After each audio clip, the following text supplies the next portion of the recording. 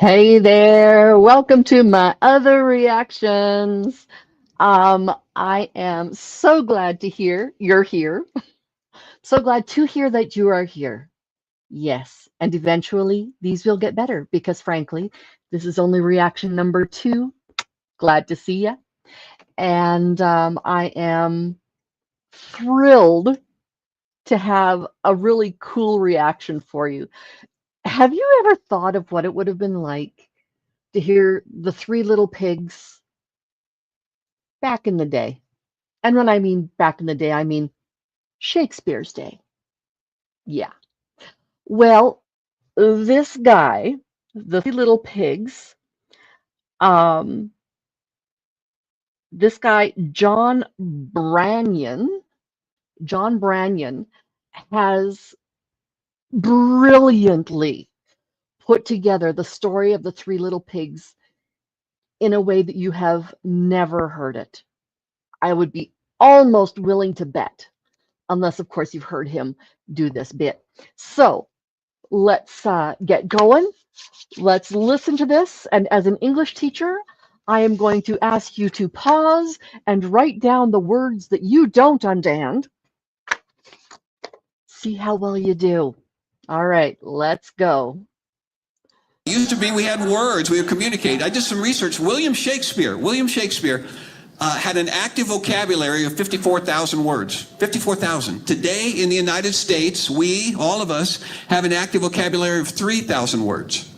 Which is why when we read Shakespeare, we're lost. We're like, what light through yonder, whereupon what breaketh on the... Yeah. And just put in a DVD. I don't pay for Netflix so you kids can sit there and read. Back in the day when Netflix was DVDs? Yeah. And I started thinking about little kids in the 16th century. Those kids had a bigger vocabulary than I have now as an adult because they were exposed to that language, which means I am not smart enough to read fairy tales to 16th century children. Okay, just for your reference here, don't baby talk to your children. Use grown-up language age appropriately. My 5-year-old knew what bacteria was age appropriately. She was able to describe it to her teacher age appropriately. Her teacher came to me and said, "Kim, you have no idea." I'm like, "What?" "Your daughter explained to me what bacteria was." And I'm like, "Cool." She's like, "She told me in all the right." I'm like, "Yeah, that's how I taught her." So we teach our children what we expect to learn, right? So let's listen. Shakespearean nursery rhymes. I'd be lost in the kids section at the library in the 16th century. Can you imagine what their books were like? It'd be like, in time past, or not long ago, there lived pigs in stature little, in number 3, who, being of an age both entitled and inspired to seek their fortune, did set about to do thusly. Have you written down any words yet? Give you a moment. All right. When they had traveled a distance, Pig number first spake, saying, "Hearken, brethren, heed this tempestuous realm. Tarry we long from hearth and home, we shall fare, I fear, not well." I knew that one. And so, being collectively agreed, but individually impelled, the diminutive swine set about each to erect for himself an abode. Pig numbered first did construct his house from straw. Pig numbered second did likewise, though rather not from straw, instead from sticks, meanwhile, unique in his imagining. Pig numbered 3 did erect as his domicile, stalwart and garish, a structure made from brick entirely. But soon there happened along, as is frequently the scenario in classic tale of protagonist pig or red-hooded child.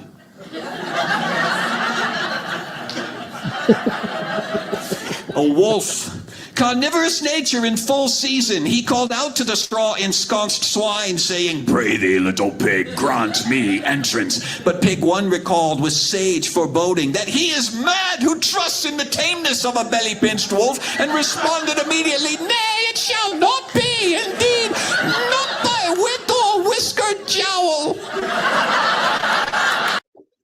Let me give you that one. Not on by the hair of my chinny chin chin, which reminds me I need to shave. To this most expected response, the wolf replied immediately, "Then steel thyself, little pig. Forthwith shall I endeavor, in blowing means both huffing and puffing, to dismantle yon flippin' flaxen fortress." Whereupon there issued forth from the wolf an exhale of gale proportions, that quickly rendered straw hovel to dregs and dross, and carried aloft Piglet and shattered quarters both. Exposed now to claw and fang, Piglet one made haste, wolf in pursuit, to the stick-festooned sanctum of Peccary Secondary. Peccary is the pig. That's a different language. It would have been. I'll let you figure that one out. Causing Pig 2 to cry out in dismay, "Well, this knots my knickers! Marshalling a feral wolf to my doorstep is nowhere among those endeavors amenable or congenial." "1,000 pardons," begged one. "It would seem the beast's painful breath hath purged me of home and sound judgment alike." The malevolent blast of the wolf's exhale splattered second swine shack and short his sanctimonious scolding simultaneously. Say what? Let's try that again. The malevolent blast of the wolf's exhale splattered second swine shack and short his sanctimonious scolding simultaneously. Sure. "Lo and behold," squealed 2, "stand we now amid wooden wreckage, tremulous and vulnerable, with nary a strategy for eschewing the canine devourer looming in deadly proximity." "Strategy," exclaimed one, "while 'tis noble the contemplation of tactical particularities, pressed as we are with time restraints forbidding detailed strategical conversation, I would urge we run."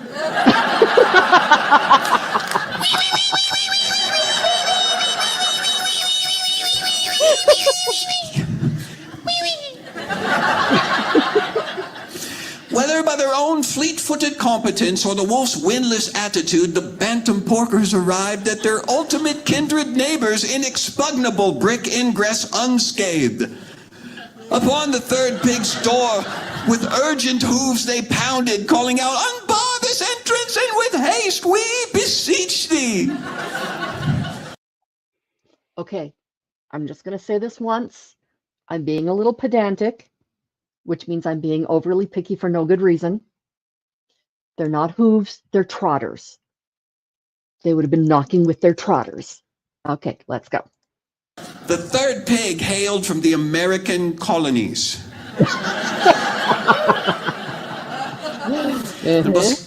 Possessing a vocabulary substantially less robust than his impromptu visitors, replied, "Say what?"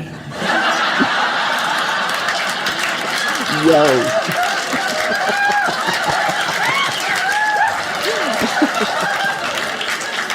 "Seek we sanctuary," they implored on the verge of hysteria, "lest we fall forthwith to the ravenous appetency of yonder approaching carnivore."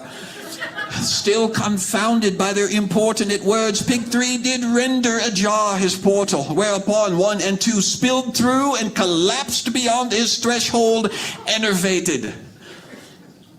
"So y'all just wanted to come in? Why didn't you say that?" Hiss of the wolf could be heard. "Pray thee, pigs, grant me entrance." "The wolf," said 1 and 2. "Wolf," said 3. "What do you suppose he wants?" "He seeks to gain purchase within. Indeed, he would occupy this very alcove were he but afforded the most meager of opportunity." "Right. Reckon I'll just ask him what he wants." "Under no circumstances," squealed 2, flinging self against portal. "There is naught to be gained accosting external opponent, save our own immediate demise." "What did you say about my mama?" House and occupants were again engulfed in a malevolent blast of wolfish wind. The foundation shook, the frame rattled, and lo, to the astonished eyes of piglets and encroaching scoundrel alike stood the third pig's lodging undaunted. Aghast and befuddled, two queried of three, how does against such relentless and torrential onslaught this domicile endure? Pig 3 puffed out chest, tapped a hoof to the hearth, and responded, it's American made.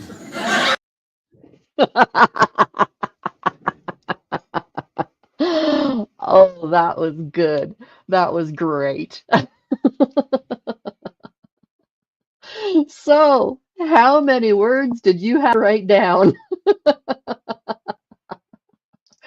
Because I grew up reading the King James Bible, uh, I was actually relatively able to get through this entire thing.